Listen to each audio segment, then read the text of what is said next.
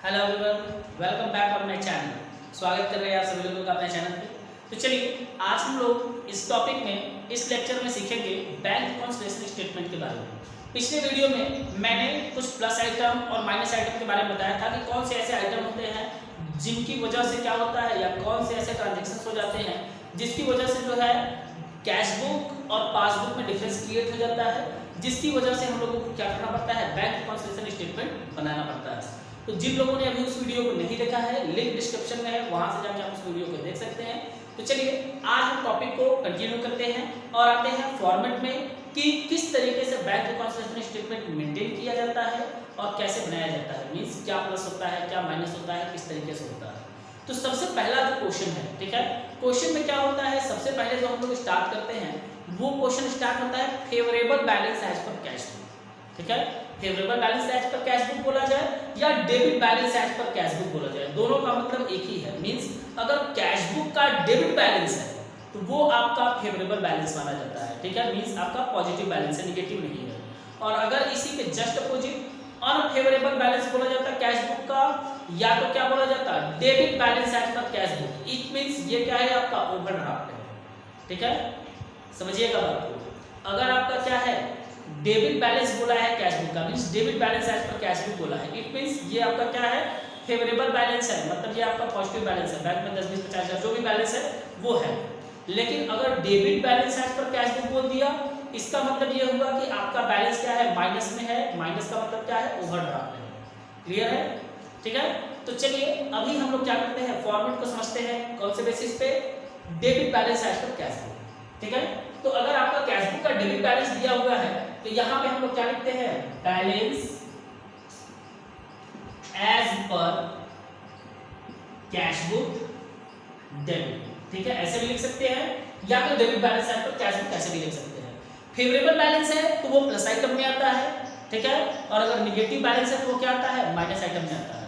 ठीक है, तो अभी हम लोग आते हैं फेवरेबल बैलेंस पे। तो फेवरेबल बैलेंस आपका कहां गया, प्लस आइटम में आ गया। ठीक है, इस अमाउंट को जो भी अमाउंट दिया रहेगा क्वेश्चन में उसको हम लोग यहाँ पोस्ट कर देंगे। फिर इसके बाद ध्यान से सुनिएगा, आते हैं ट्रांजैक्शंस वगैरह ना। तो कौन सा आइटम प्लस होता है, कौन सा आइटम माइनस, उसके लिए हम लोग क्या करते हैं, यहाँ पे पॉइंट्स बना लेते हैं, एक ऐड का और यहाँ पे लेस का। ठीक है, अब ऐड में फर्स्ट पॉइंट, लेस में फर्स्ट पॉइंट, क्वेश्चन पढ़ते जाते हैं। जो प्लस आइटम है उसको प्लस करते जाएंगे और जो माइनस आइटम है उसको माइनस करते जाएंगे। फॉर एग्जाम्पल पहला था check issued but not presented for payment. इसका मतलब समझिए, चेक जो है क्या किया गया है, इशू किया गया, मींस आपने क्या किया, किसी को चेक काट के 10,000 रुपए का दे दिया। ठीक है, तो आप क्या किए होंगे, अपने कैश बुक में से तो माइनस कर दिए होंगे। मान लीजिए रमेश जी को दिया आपने तो क्या लिखा देंगे, बाई रमेश, अमाउंट लिखा देंगे 10,000। ठीक है, और ये आपने क्या किया, अपने कैश बुक से माइनस कर दिया। लेकिन मिस्टर रमेश जो है क्या हुए, बैंक गए ही नहीं और उन्होंने चेक को क्लियर कराया ही नहीं। अब उस कंडीशन में क्या होगा, कैश बुक से तो बैलेंस माइनस हो गया लेकिन बैंक से माइनस हुआ नहीं हुआ। तो अब जब बीआरएस हम लोग बनाएंगे तो वहां से माइनस नहीं हुआ, यहां से माइनस हो चुका है, तो इक्वल करने के लिए हम लोग क्या करेंगे, इस अमाउंट को प्लस कर लेंगे। तो ये आपका किसमें आएगा, प्लस आइटम में आएगा। और ऐड में यहाँ पे हम लोग क्या लिखेंगे, check issued but not presented for payment.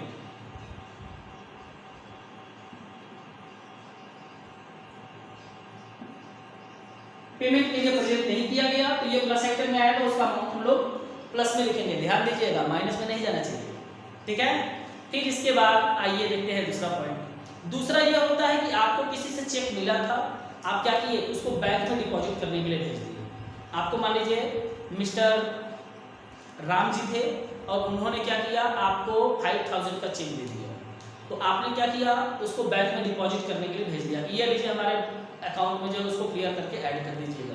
तो आपने जब चेक रिसीव किया और बैंक भेजा तो आप अपने डेबिट साइड में कैश बुक में क्या दिखाए होंगे, लिखे होंगे टू राम 5,000 रुपये मिल गए, बैंक अकाउंट में क्लियर हो जाएगा, वहाँ ऐड हो जाएगा, यहाँ ऐड हो जाएगी, बात बराबर हो जाएगी। लेकिन हुआ जस्ट अपोजिट, यहाँ तो आपने प्लस कर लिया लेकिन बैंक में वो प्लस हो ही नहीं पाया। मान लीजिए चेक डिसऑनर हो गया, बाउंस हो गया, ठीक है, या तो अभी तक क्लियर ही नहीं हो पाया है। तो जाहिर सी बात है कि यहाँ से तो हमने क्या कर लिया है, प्लस कर दिया लेकिन बैंक में प्लस नहीं हुआ।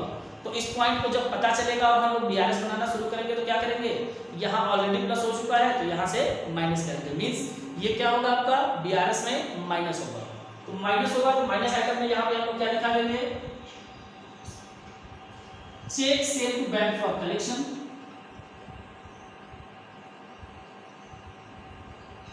बट नॉट कलेक्टेड, ठीक है, कलेक्ट हुआ ही नहीं, तो ये माइनस में आएगा तो इसका अमाउंट कहाँ डाल देंगे, माइनस में डालेंगे, ध्यान दीजिएगा ये प्लस में नहीं आएगा, ठीक है। अब इसके बाद आते हैं नेक्स्ट पॉइंट की तरफ। अब मान लीजिए क्या हुआ, किसी के पास आपके बैंक अकाउंट की डिटेल थी, किसी का मतलब ये है कि आपके कस्टमर्स वगैरह थे, ठीक है, और उन लोगों ने क्या किया, उनमें से किसी एक ने आपके अकाउंट में 10,000 रुपये डायरेक्ट डिपॉजिट कर दिया, क्या किया, 10,000 जो है डायरेक्ट डिपॉजिट कर दिया। तो वहां पे हमारा क्या होगा, बैंक अकाउंट तो बढ़ गया बैलेंस, लेकिन यहाँ तो हमें कोई इन्फॉर्मेशन ही नहीं था, हम यहाँ पे ऐड नहीं किए। तो जब हमें पता चलेगा, मतलब जब बीआरएस हम लोग बनाना शुरू करेंगे तो 10,000 रुपये वहाँ पे बढ़ा हुआ है तो यहाँ पे बढ़ाना पड़ेगा, तो ये आइटम क्या आ जाएगा आपका प्लस में आ जाएगा। तो प्लस में यहाँ पे हम लोग क्या लिख देंगे, लिख देंगे सेकेंड पॉइंट और लिख देंगे directly deposited by a customer, directly deposited by a customer, ठीक है, और जितना अमाउंट होगा वो क्या करेंगे प्लस आइटम में शो कर देंगे, ठीक है।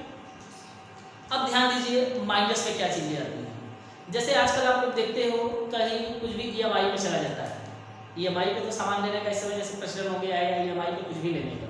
अब ईएमआई अगर आपके बैंक अकाउंट से जा रही है, या इंश्योरेंस का ईएमआई जा रहा है, या किसी सामान का ईएमआई जा रहा है, वो ईएमआई आपके बैंक अकाउंट से कट गया, फॉर एग्जाम्पल म्यूनिसिपल टैक्स, ठीक है, वाटर टैक्स जो म्यूनिसिपल कॉर्पोरेशन का जाता है, या एलआईसी का प्रीमियम हर 3 महीने में आपका जाता है, वो आपके अकाउंट से डायरेक्ट कट गया, ठीक है, अकाउंट से तो माइनस हो गया, लेकिन यहाँ आपके पास कोई इन्फॉर्मेशन नहीं आया। तो अब आप क्या करोगे, जब बीआरएस बनाओगे आपको पता चलेगा तो क्या करेंगे, वहां से बैलेंस माइनस हुआ है बैंक से तो यहाँ से भी माइनस कर देंगे, मीन्स ये आपका क्या आ जाएगा, माइनस में आ जाएगा। तो माइनस में आ जाएगा तो यहाँ माइनस में क्या लिखा देंगे, सेकेंड पॉइंट,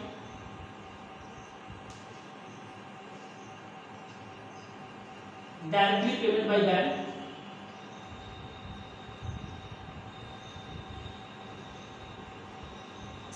ऑन इंस्ट्रक्शंस, ठीक है, ऑफ कस्टमर, ठीक है ना, मतलब जो आप थे, ठीक है ना, मतलब आपने स्टैंडिंग जो है उनको क्या किया था, ईएमआई वगैरह ऐसे तो कटता नहीं है, जब आप फॉर्म भर के दे दोगे उस कंपनी को तो आपके अकाउंट से ईएमआई जाता है, नहीं तो नहीं जाता। तो अब यहाँ से आपका ईएमआई कट गया तो यहाँ से भी क्या करेंगे, उसको माइनस कर देंगे, म्यूनिसिपल टैक्स हो, वाटर टैक्स हो, एलआईसी का प्रीमियम हो, कोई भी हो, वो माइनस होगा, माइनस आइटम में आ जाएगा।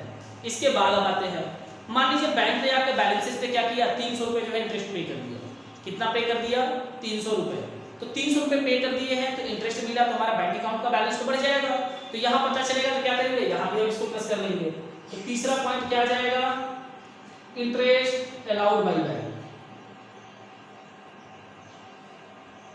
इंटरेस्ट अलाउड बाई बैंक, इसको हम लोग क्या करेंगे, प्लस आइटम में शो कर देंगे, ठीक है। अब इसके बाद नेक्स्ट, मान लीजिए बैंक क्या करता है, मेंटेनेंस के नाम पे आपके अकाउंट से सर्विस के 120 रुपये डिडक्ट कर लिया, ठीक है, एटीएम चार्जेस, मैसेज चार्जेस या अकाउंट का जो मेंटेनेंस होता है उसके बदले बैंक ने चार्ज किया आपके अकाउंट में कितना, 120 रुपये चार्ज कर दिए। तो ये 120 रुपये क्या होगा, बैंक अकाउंट से माइनस हुआ है तो यहाँ से भी माइनस करना पड़ेगा, तो यहाँ से माइनस करेंगे तो क्या हो जाएगा, यहाँ से भी माइनस करेंगे, लिख देंगे यहाँ पे क्या, bank charges charge by bank, तीसरा प्रश्न,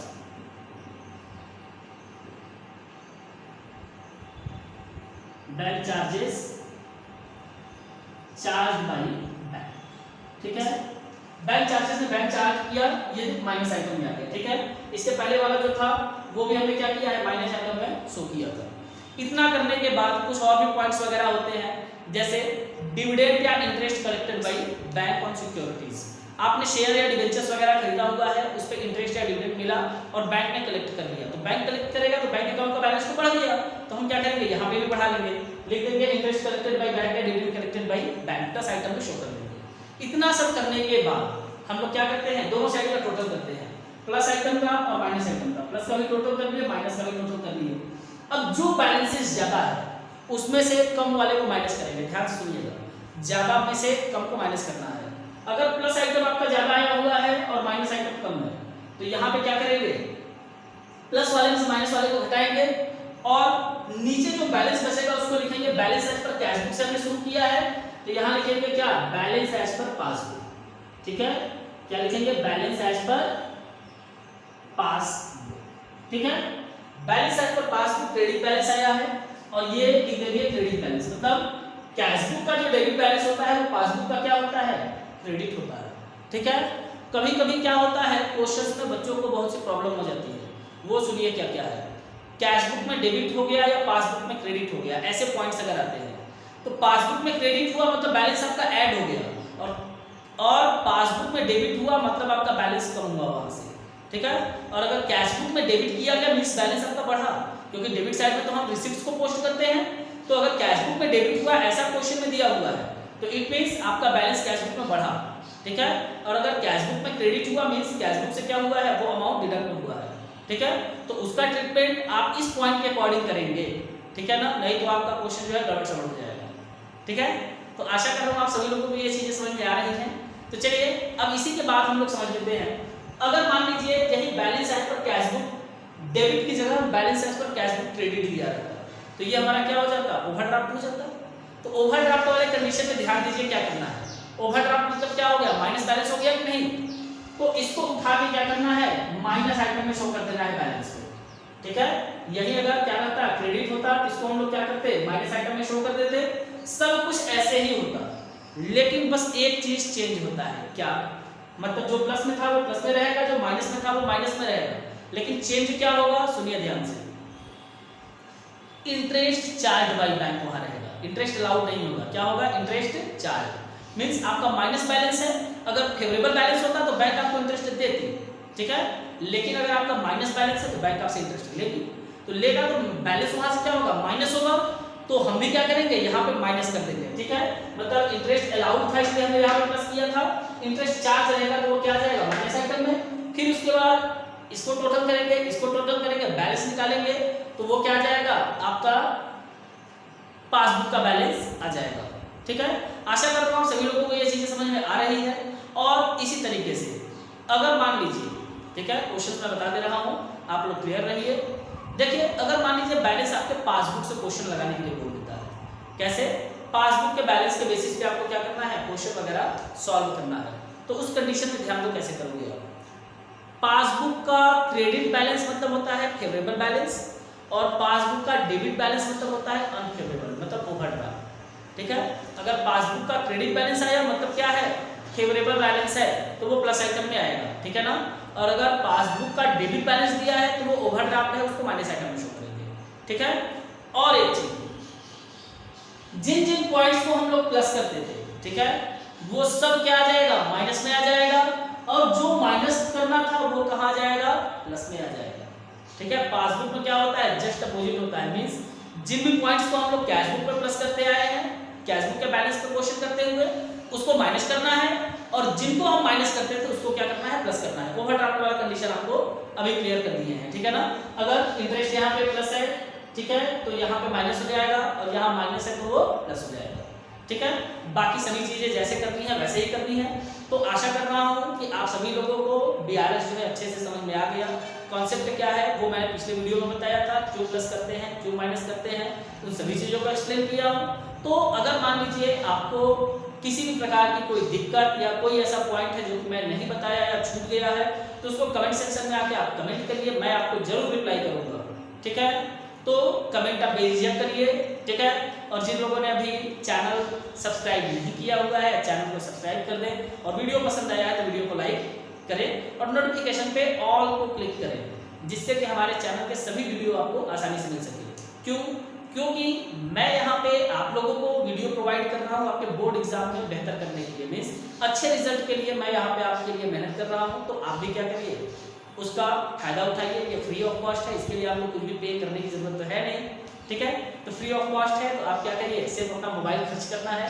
ठीक है, जैसे भी आप देखते हो मोबाइल, लैपटॉप, कंप्यूटर्स वगैरह में, वहाँ आप जो है वीडियो को देखिए। ठीक है, और वीडियो पसंद आया तो लाइक करें, चैनल को सब्सक्राइब करें।